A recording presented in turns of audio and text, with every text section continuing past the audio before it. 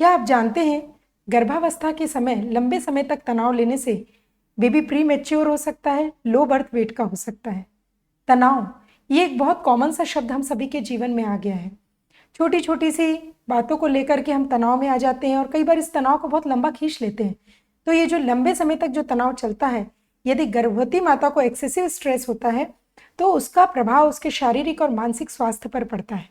और गर्भ में जो उसका शिशु पल रहा है उसका समस्त स्वास्थ्य, शारीरिक, मानसिक, भावनात्मक, ये सारा स्वास्थ्य गर्भ से तैयार होता है, तो उस पर भी इसका विपरीत प्रभाव पड़ता है।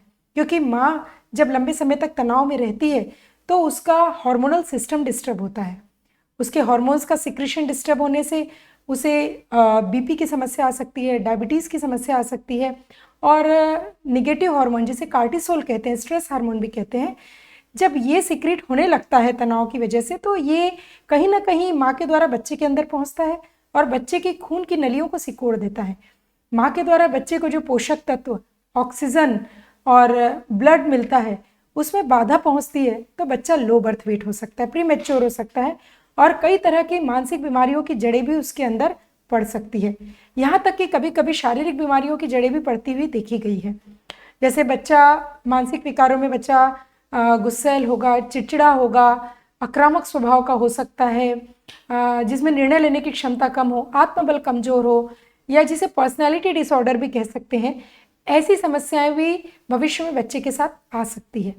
तो यहाँ हमने देखा कि देखिए तनाव का कैसा प्रभाव माँ के और बच्चे के ऊपर पड़ता है। तो इसलिए जनरली ये सुझाव दिया जाता है कि गर्भवती किसी भी तरह के निगेटिव इमोशंस जैसे लंबे समय तक तनाव, गुस्सा, चिड़चिड़ा, भय, घबराहट, ऐसी स्थितियों से बचकर रहे जिसकी वजह से निगेटिव हार्मोन्स का सिक्रीशन उसकी बॉडी में हो।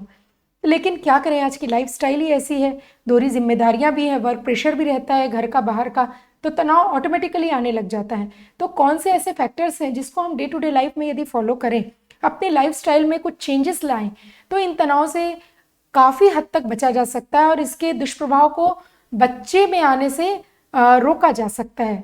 तो इन सारे फैक्टर्स के बारे में हम जानेंगे अपने अगले वीडियो में, स्ट्रेस रिलीजिंग फैक्टर्स। तब तक के लिए धन्यवाद।